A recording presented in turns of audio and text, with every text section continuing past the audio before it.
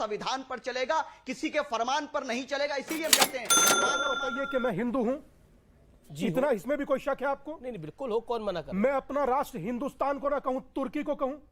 क्या मजाक कर रहे हैं? अभी भारत को हिंदू राष्ट्र बनाने का मुद्दा जोरों पर है, जहां एक तरफ बागेश्वर धाम के प्रमुख धीरेन्द्र कृष्ण शास्त्री हिंदू राष्ट्र के लिए महायज्ञ में जुटे हैं।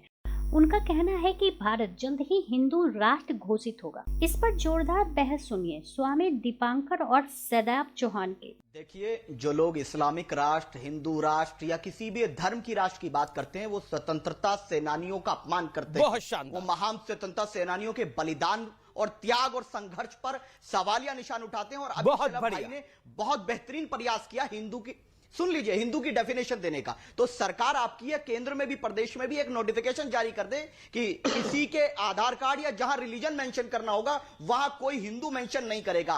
तीसरी बात यह है कि अगर कोई भी व्यक्ति, चाहे कोई बागेश्वर वाले हों या कोई और हो, हम सभी को कंडम करते हैं और चुनौती देते हैं कि हमें पूरा विश्वास है कि भारत संविधान पर चलेगा, किसी के फरमान पर नहीं चलेगा। इसीलिए हम कहते हैं मानव मानव में भेद ना हो और एहकाम इलाही निजाम मुस्तफा का राज हो। किसी तो फिर निजाम मुस्तफा का राज की आप बात करते हैं और आप कहते हैं कि जो ये बात करता है वो स्वतंत्रता सेनानियों का अपमान करता है।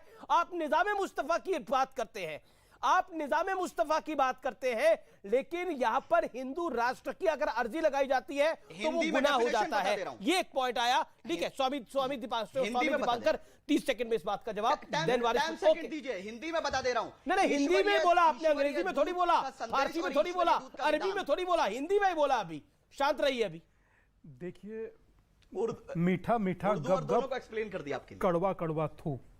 आप जो मर्जी कहिए, इस तरह की चर्चा और चर्चा के बाद मुस्कुराहट, यकीन मानिए हजारों करोड़ों लोगों को जो आपको देखते होंगे उन्हें मार डालती है।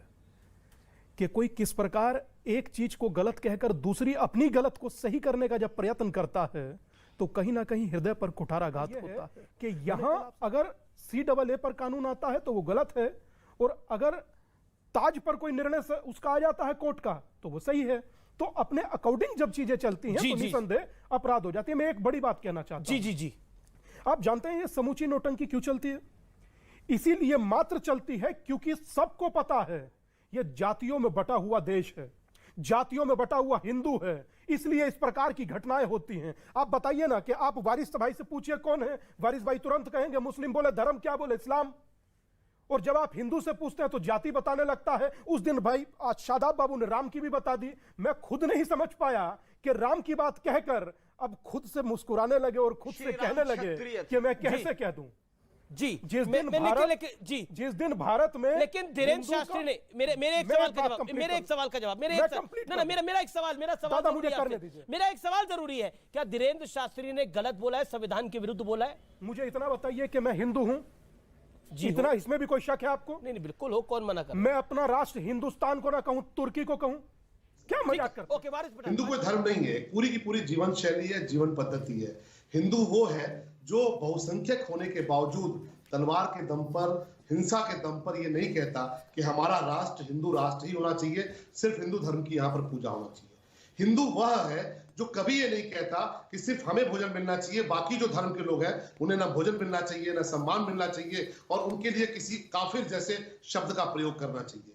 हिंदू वह है जो ये कहता है कि धर्म की जय हो, अधर्म का नाश हो, प्राणियों में सद्भावना हो, विश्व का कल्याण हो। यानी ये नहीं कहता कि केवल हिंदू धर्म की जय हो, ये नहीं कहता कि केवल हमारा कल्याण हो, ये नहीं कहता कि केवल हमारे देश की जय हो, पूरे विश्व का कल्याण हो। तो जो पूरे विश्व को अपना परिवार मानता हो, विश्व में लाखों करोड़ों अरबों लोग रहते हैं, अलग अलग पंथ के लोग रहते हैं, अलग अलग धर्म के लोग रहते हैं, और हिंदू वह है जो वसुधैव कुटुंबकम की बात करता है कि पूरा विश्व हमारा परिवार है, सभी जो प्राणी है उनमें आपस में सद्भाव हो। इस हिंदुत्व को जो समझेगा वो कभी हिंदुत्व का न तो विरोध करेगा और न हिंदू राष्ट्र की जो अवधारणा है उसका विरोध करेगा। ये कौन नहीं जानता कि ये सनातन संस्कृति से चला आ रहा है ये हिंदुस्तान। हिंदुस्तान नाम आखिर कैसे पड़ा? सिंधु नदी के किनारे जो लोग थे वो हिंदुस्तान के तौर पर उनको जाना जाता है। और हमारे बहुत सारे मुस्लिम साथी जब दूसरे देशों में जाते हैं तो भले उनका ये धर्म हो सकता है कि इस्लामिक हो, पर उनको किस नाम से जाना जाता है कि ये भारत से कोई हिंदू आए हैं। तो इसलिए मुझे नहीं लगता कि इसमें कोई किसी को भ्रम में पड़ने की आवश्यकता है। जो सबको साथ लेकर चले वही हिंदू है, जो हमेशा प्रेम की बात करे, सद्भाव की बात करे, विश्व के कल्याण की बात करें। एक इंटरव्यू के दौरान धीरेन्द्र कृष्ण शास्त्री ने कहा कि हिंदू राष्ट्र को लेकर सभी सनातनी इसका समर्थन कर रहे हैं। उन्होंने कहा कि भारत जल्द ही हिंदू राष्ट्र घोषित हो रहा है, क्रांति आ रही है, बहुत जल्द इस संसद में कुछ होने वाला है।